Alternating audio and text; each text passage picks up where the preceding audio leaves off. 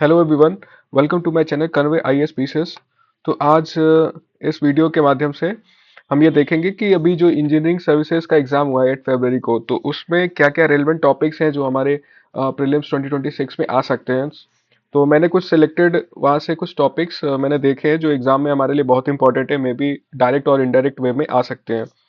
तो पहला टॉपिक है समृद्धि ग्राम फिजिकल सर्विसेज। तो ये क्या है, ये क्वेश्चन पूछा है, the Samriddhi Gram physical services pilot project was recently launched by which organisation. तो ये है telecom centre for excellence, TCOE के द्वारा ये लॉन्च किया गया है। और ये इसका क्या होता है मतलब, तो ये it's a combined physical and digital services delivery, support rural development, improve access to banking, health governance, promote digital inclusion. तो इसमें ना मतलब एमपी के दो डिस्ट्रिक्ट्स हैं और यूपी का एक और एक आंध्र प्रदेश के। तो आरी एंड उमरी एमपी के ये दो डिस्ट्रिक्ट है, इसको इंक्लूड किया गया है। और यूपी का एक डिस्ट्रिक्ट है चौरा वाला, और नोरा कुडुरु आंध्र प्रदेश का है। तो ये इनको ऐड किया गया है so that each village will host a समृद्धि केंद्र which will serve as an integrated digital services hub. Okay, तो ये एक हो गया। Next is PUNCH space mission. तो पंच स्पेस मिशन क्या है, उसके बारे में जानते हैं। It's NASA solar observation mission, study solar corona and solar wind, improves space weather prediction, important for satellite protection. तो यहाँ पे आप ये देखो, क्वेश्चन पूछा गया है कि which space organization launch the PUNCH space mission. तो नासा ने इसको लॉन्च किया था for the polarimetry to unify the corona and heliosphere. PUNCH इसका पूरा फुल फॉर्म है ये, polarimetry to unify the corona and heliosphere, ये इसका फुल फॉर्म है। इसका टाइम पीरियड 2 साल के लिए है। लो अर्थ ऑर्बिट में इसको लॉन्च किया गया है to observe solar polarisation of light, corona and solar wind. ठीक है। The next is environment accounting 2025। तो ये इसका 8th इशू था, इन्वायरमेंट अकाउंटिंग 2025 का। और ministry of statistics and programme implementation, MOSPI ने इसको लॉन्च किया है। ठीक है। To measure environmental resources in economic terms, support sustainable development, health policy and planning, use for climate and conservation policy. अभी देखो क्वेश्चन पूछा गया है कि जो रिकॉर्डेड फॉरेस्ट एरिया में कहाँ पे मतलब इंक्रीज हुआ है इस रिपोर्ट के माध्यम से। तो वो पूछा गया है किस स्टेट में सबसे ज्यादा मतलब इंक्रीज हुआ है। तो ये इसका फॉर्म है, लाइक उत्तराखंड में 6.31% का इंक्रीज हुआ है सबसे ज्यादा। तो ये क्वेश्चन में पूछा गया, according to environmental accounting on forest 2025 report, which state showed the highest rise in recorded forest area RFA share. तो ये उत्तराखंड है। ठीक है। फिर नेक्स्ट उसी में उड़ीसा का 1.9% हुआ है और झारखंड का 1.9%। तो ये आप देख सकते हो और ये इंपॉर्टेंट है हमारे एग्जाम के लिए।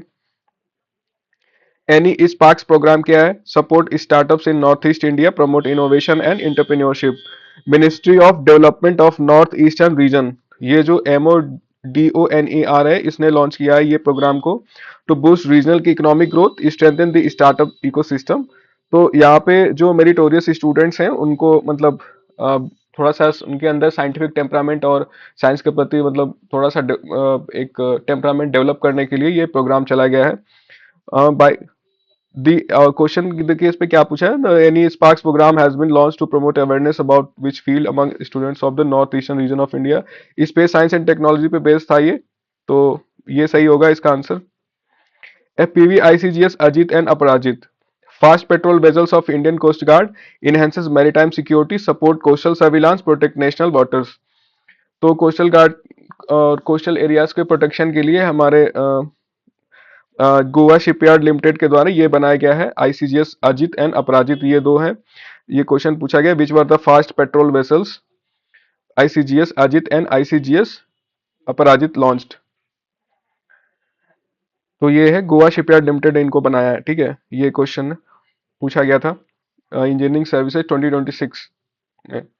GMIL week, global media and information literacy week क्या है, to promote responsible information use, fight in misinformation, important in digital age. What is the theme of global media and information literacy MIL week 2025। तो इसका theme क्या था, minds over artificial intelligence AI MIL in digital spaces. ये हर साल UNESCO UNESCO के द्वारा ये जो है इसको इस पूरे प्रोग्राम को चलाया जाता है। ये 2011 से चल रहा है इनका प्रोग्राम, और इस साल का जो थीम था minds over AI MIL in digital spaces, कहाँ पे हुआ है? कोलंबिया में।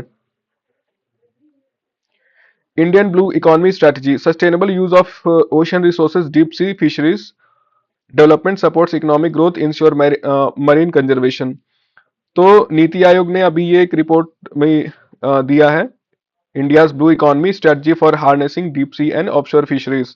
तो नीति आयोग की रिपोर्ट है, इसमें ये इन्होंने 6 कीज पे की पॉलिसीज पे फोकस किया है। Strengthening the institutional capacity building, modernising the fleets, upgrade the infrastructure, sustainable fisheries management, enhancing local community participation. तो ये पूरे 6 कीज हैं।